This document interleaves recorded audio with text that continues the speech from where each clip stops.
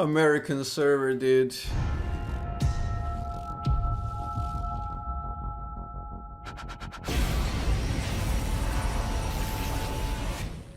So getting out of diamond, I have to die less and be consistent about how do I fix my bad habits and dying to jungle ganks. Examine your deaths.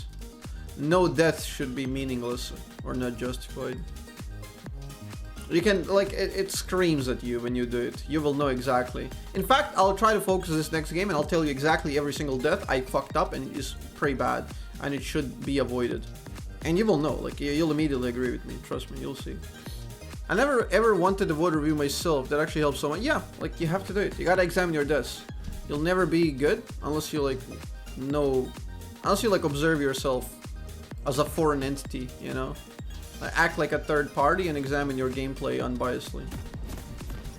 That's how you know you're getting better.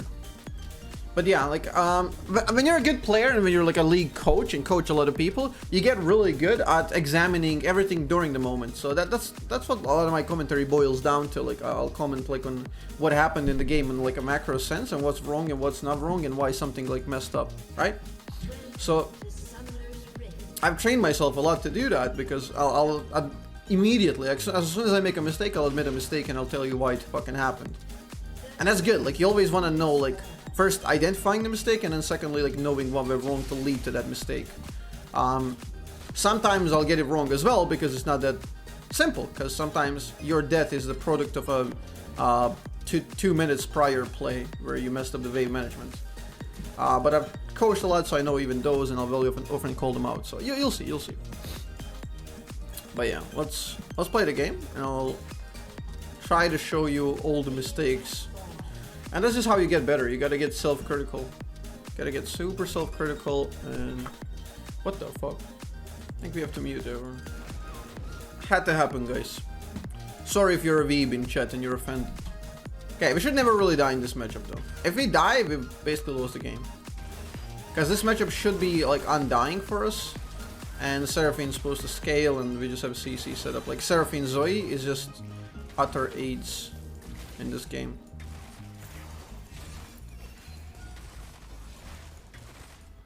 We're also not that like prone to Nocturne ganks, I guess, with Seraphine. Vel'Koz is Seraphine, not really. We recovered the minion she would have missed.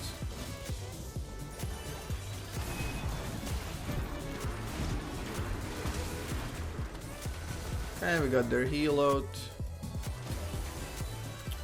Yeah, Seraphine's kill shots, not the greatest. True damage expired. So this is not good wasting all sums this early. Yeah, Seraphine's not playing that well so far, so this is really bad. And she might die now. Yeah, she's really not that good. I could have maybe killed this guy if I didn't Q earlier to slow this bitch. Yeah, this Seraphine's really not that good. I mean, that's kind of the sad thing. Like, I'm glad when I see Seraphine gets a broken champ, and you really like playing with Seraphine. But on the other hand, like, wait a second. This guy's high elo and he's Seraphine? Well, maybe he got inflated to this position because of Seraphine, you know? So as much as you gain with having that bullshit champion in your team, you lose as much because, well, he's in this elo specifically because of that champion, right? So it's very annoying when you play with these champs and you get happy, but then you realize, oh shit.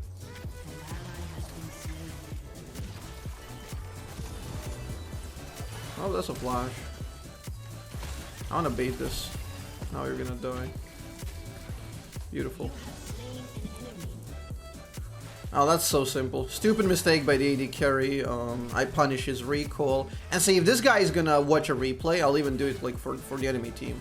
So if enemy jungler or AD carry watches the replay, he can examine that he fucked up the recall, that baited him to stay longer, that I can interrupt him. And I, as a coach, would tell him to actually have clean recalls, and he should have recalled with Janna, because Janna recalls early to do the roam, he doesn't follow up. And that means he's left behind, and then he's prone to interrupt. And a good support will interrupt you there, and he's gonna punish you just like so. And we get a free kill comeback, which we shouldn't have gotten, so... We were doomed in this lane when Seraphine fucked up. That's so good. That's the best that can happen for us here. We should get at least one kill here. Seraphine is trolling once again. I don't know why she's trolling here, honestly. Those are free kills. I'll try to freeze this lane. Oh shit, the bubble. And the bubble AoE killed. Wow, Zoe's so broken. Nope, he's just too fucking fast. Zoe? Wow, we all missed. We are so fucking bad, man. It's unreal.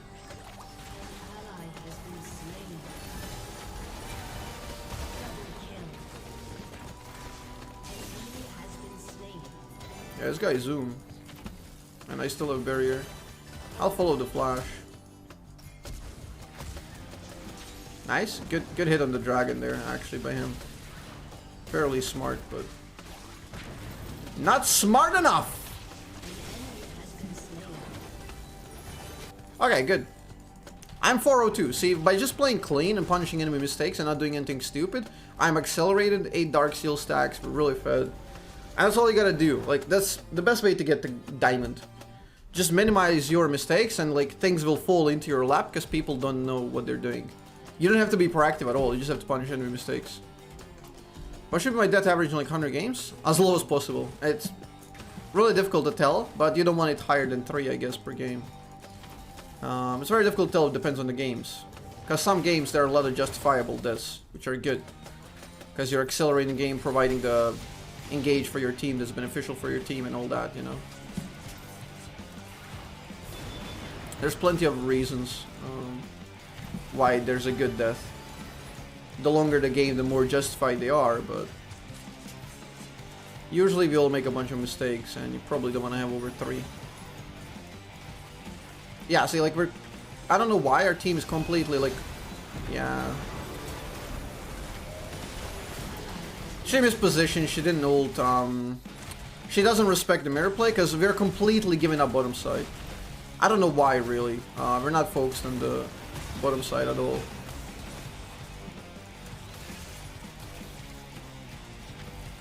Might flash, no? Does he have it? I kinda love if he does.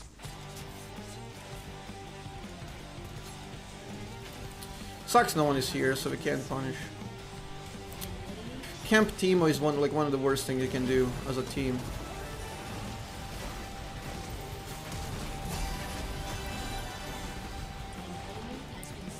And we got his flash out. Yeah, based on his movement, I kind of figured he has flash, because he was chasing me deep to flash Q. But he was hesitant. So now we just abuse that and punish him. Yeah, I feel like Nocturne is here again. That's a really good combo.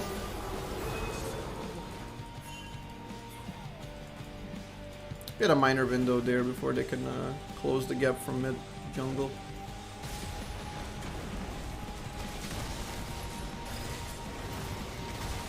What's up, buddy? What's up, little buddy? Sick. Huge advantage.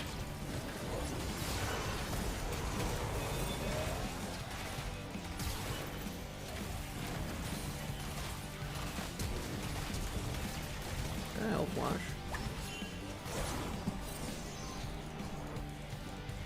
Okay, we just messed up their advantage completely. Yo, video game?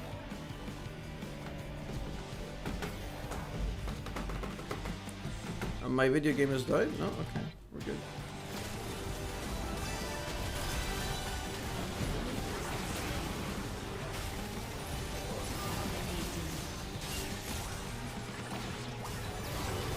Nice. Huge. As long as we fight through bot lane, I know we're gonna win, because me and Seraphine have too much power. We can't really lose with this Seraphine. See, this game had, this game, I should have gone 0 deaths. And if I died at any point, it would have been a huge mistake. Because everything was survivable, preventable, as long as you played clean. So this is what I mean by just don't die playstyle. Not be AFK under turret. I was still proactive, but every single play, I knew I had a really, really good chance of living, or it being like a super beneficial play for us, even if I some chance die, you know. Dude. See, this Fiora is not. She's died 4 times in a strong side situation, and she's just pushing with 0 vision versus 3 of them. Like, that's for her coach to settle that with her. What if you're playing nasty enemies forcing you off the wave? There's a cannon, it's worth dying. It's not worth dying. It depends. It really depends.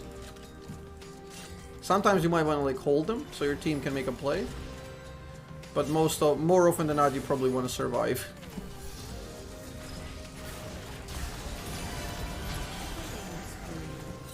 The rocket build gank, world famous.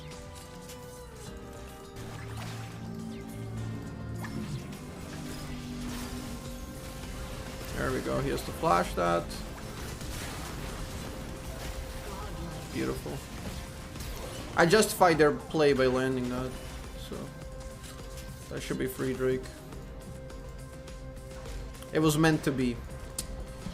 I have to defend this. He's here. Where is he? Unlucky.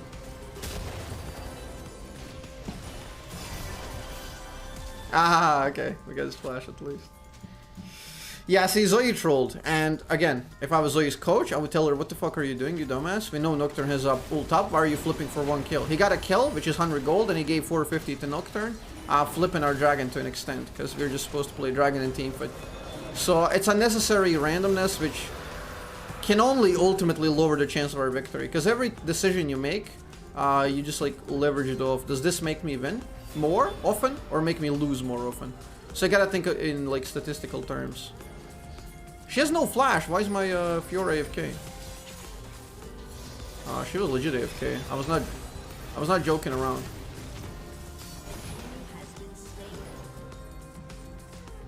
Nah, we can't make it in time. If we were cleaner on Fiora kill, we could have made it.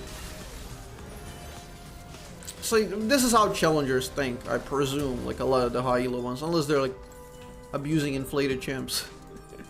They should think in those terms, because you're playing like infinite games at the same time. You're just trying to do statistically most likely scenario that leads you to victory. Like sometimes you will shift your pattern. Like if your entire team is bad and you don't really scale very well, you'll probably play a bit more aggressive and probably flip it a bit more, because chaos will reward you in that case.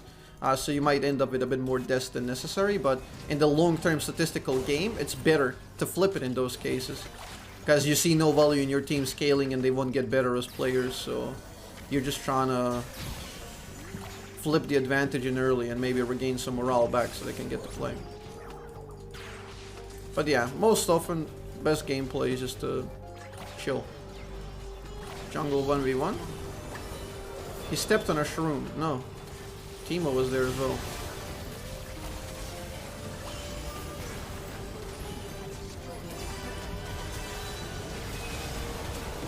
We have to follow that up, like, instantly.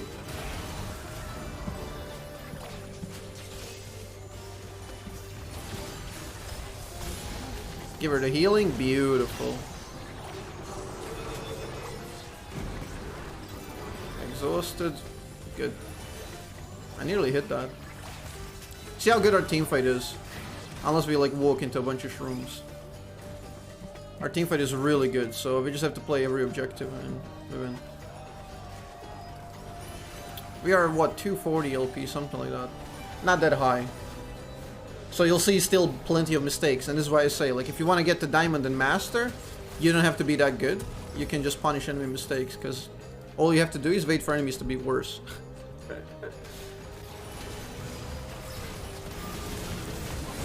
What a double hit.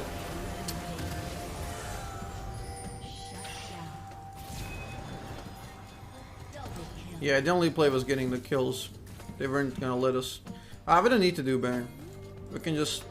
Well, we can do it, maybe. I don't know. But it's not necessary at all. Good hit. Might have saved her life.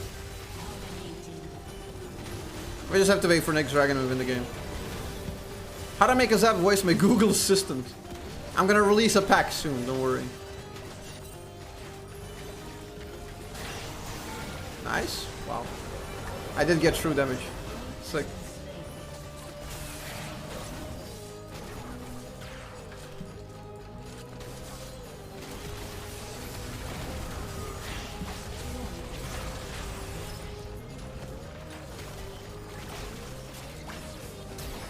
Man, we're just bombarding them.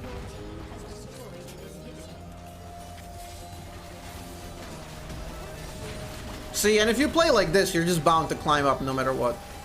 If you play this type of playstyle, I guarantee you, Chet. If you play like this and you're not climbing, like, you're the most unlucky person in the world, and it's gonna happen in like a matter of 10 games, basically. Good prediction. Oi, oi, oi, mate. Huddle up, team. Huddle up.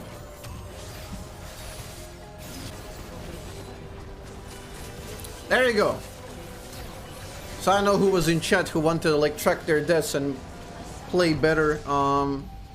Sorry there were no deaths, but basically we were too mindful of the things that could kill us even before we died. So this is like a good prevention method.